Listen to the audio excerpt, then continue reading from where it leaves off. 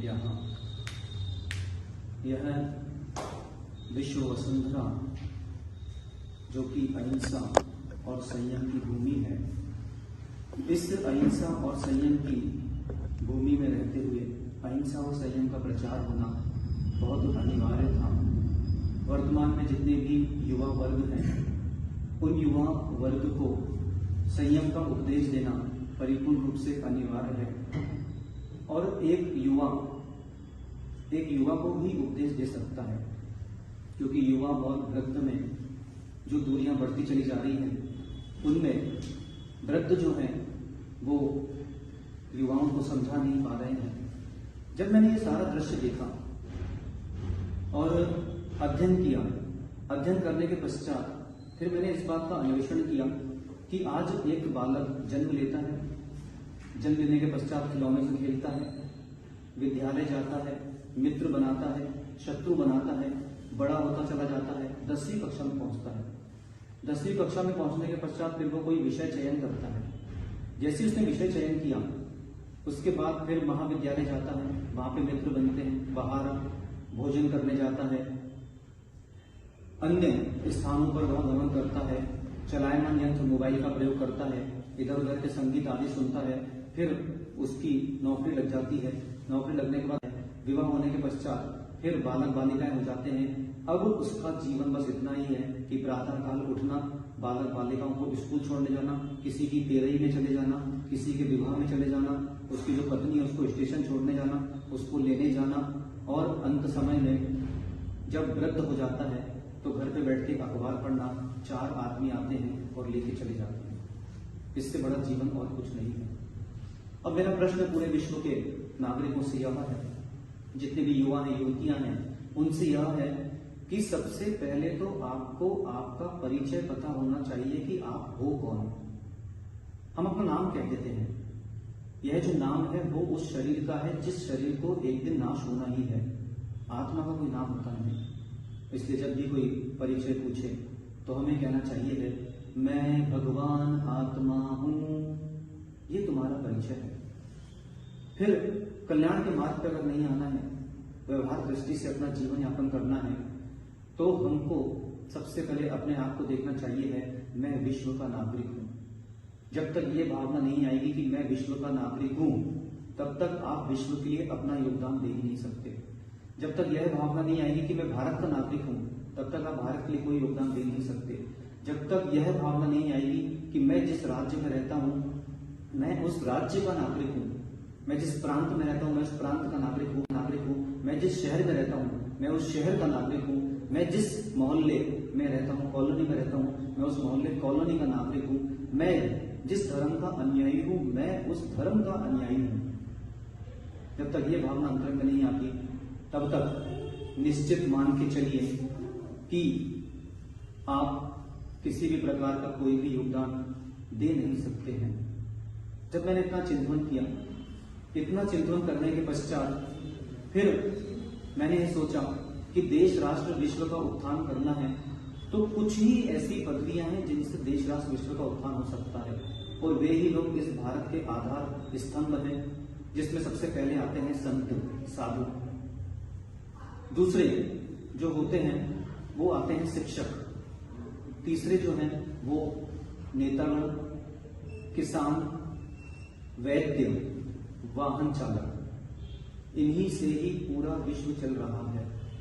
तो इसमें नंबर 1 पर है संत। तो मैंने सोचा कि क्यों ना संत बना जाए।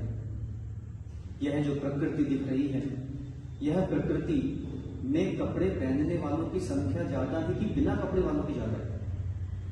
तो मुझे पता है आप उत्तर यह देंगे कि कपड़े पहनने वालों की संख्या ज्यादा है, परंतु ऐसा नहीं है। इस पूरे ब्रह्मांड में जितने भी जीव हैं, चाहे वो वृक्ष हो, चाहे वो पशु पक्षी हो, चाहे वो आकाश हो, अंबर हो, नदी नाले हो, सरोवर है, ये कोई भी वस्त्र धारण नहीं करते। सबसे अधिक संख्या वस्त्र धारण नहीं करने वालों की है। तो मैंने सोचा क्यों ना अधिक संख्या वालों का ही समर्थन किया जाए। इसलिए मैंने वस्त्र को त्यागा है और इसे दिगंबर मुद्रा कहते हैं। मैं एक दिगंबर जैन मुनि हूँ।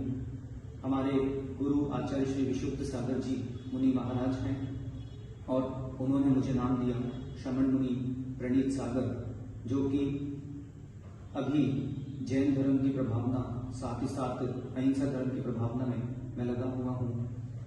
2013 6 अक्टूबर नागपुर महाराष्ट्र में मैंने अपने वस्त्रों को त्यागा था। उसके पश्चात गुरुमुख से शिक्षा दीक्षा प्राप्त करके मैं अभी गोंदिया महाराष्ट्र में धर्म की प्रभावना कर रहा हूँ। मैं यह देख रहा हूँ कि वर्तमान के जितने भी युवा वर्ग हैं ये बहुत भटक रहे हैं। इन्हें कहाँ जाना था, कहाँ चले गए, ये न जाने किस किस से चले गए, और उन्हीं को संबोधन देने के लिए हम इस मार्ग पर हैं। हम केवल जैन संत ही नहीं हैं, हम जन संत हैं। यह दिगंबर मुद्रा एक विश्वास की मुद्रा है, क्योंकि इस युवा अवस्था में इस तरह नग्न रहना और वासना पर नियंत्रण करना ये अपने आप में दिगंबरों की बहुत बड़ी साधना है। दिगंबर जैन दिन में केवल एक ही बार भोजन करते हैं और केवल एक ही बार पानी पीते हैं। उसमें भी अगर उनको बाल या किसी प्रकार का कोई जीव आ जाए तो वह अंतराय हो जाता है, भोजन का त्याग कर देते हैं। दिगंबर मुनि कभी भी गद्दे तकिया पर नहीं सोते, वे लकड़ी के पाटे पर या भूमि का शयन करते हैं। दिगंबर मुनि कभी भी स्नान नहीं करते हैं। दिगंबर मुनि किसी प्रकार का कोई भी परिग्रह धन आदि नहीं रखते हैं। दिगंबर मुनि जो होते हैं वो खड़े होकर भोजन करते हैं, जिसे आहार कहा जाता है। और सबसे बड़ी दिगंबर मुनि की साधना है, दिगंबर मुनि अपने हाथ से ही सर के बाल, दाढ़ी के बाल और मूंछ के बाल उखाड़ते हैं। वो किसी नाऊ के पास नहीं जाते हैं। और सबसे बड़ा प्रश्न आता है कि नग्न क्यों, वस्त्र धारण क्यों नहीं करते? तो नग्न इसलिए क्योंकि आज अगर वस्त्र धारण करेंगे तो आज लाल चाहिए है, कल पीला चाहिए है, परसों नीला चाहिए है, काला चाहिए है, हरा चाहिए है, तो इससे राग द्वेष की वृद्धि होती है। साथ ही साथ वस्त्र धारण करेंगे तो किसी को धोने के लिए देंगे, जब धोने के लिए देंगे तो उसने नहीं पता कौन से जल का प्रयोग किया है, और वो जल अनछना है।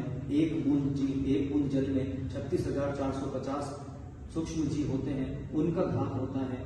और साथ ही साथ वस्त्र धारण करने के पश्चात फिर अंतर में जो स्वेद पसीना आदि होता है उससे समूर्छन जीव भी उत्पन्न हो जाते हैं। इसलिए हम वस्त्र, परसों नीला चाहिए है, काला चाहिए है, हरा चाहिए है, तो इससे राग द्वेष की वृद्धि होती है। साथ ही साथ वस्त्र धारण करेंगे तो किसी को धोने के लिए देंगे, जब धोने के लिए देंगे तो उसने नहीं पता कौन से जल का प्रयोग किया है, और वो जल अनछना है। एक बूंद जल में 36,450 सूक्ष्म जीव होते हैं, उनका घात होता है। और साथ ही साथ वस्त्र धारण करने के पश्चात फिर अंतर में जो स्वेद पसीना आदि होता है उससे समूर्छन जीव भी उत्पन्न हो जाते हैं। इसलिए हम वस्त्र धारण नहीं करते। प्रकृति की जो मुद्रा है वह दिगंबर मुद्रा है। सभी विश्व के जितने भी जीव हैं उन सभी को मेरा यही उपदेश है कि हमको उस स्थान पर मरण करना है जहां पर दूसरा कोई मरण कभी ना कर सके। अर्थात आप एक ऐसी विभूति बनिए, अपने आप को ऐसा प्रदर्शन कीजिए कि जहां पर आपके अंतिम संस्कार होंगे वहां पर आपके नाम का एक चबूतरा जैसा बन जाएगा। और उस समय जब आप जहां मरण करेंगे वहां पर एक शिलालेख लग जाएगा और आप एक श्रेष्ठ विभूति हो जाएंगे। वहां पर किसी और के अंतिम संस्कार नहीं होने वाले हैं। अपने आप को जब भी संबोधित करते रहना, वही हो संस्कार जहां नहीं हो बार बार। प्रणीत सागर का यही आशीष, सभी झुकाएं तुमको शीश।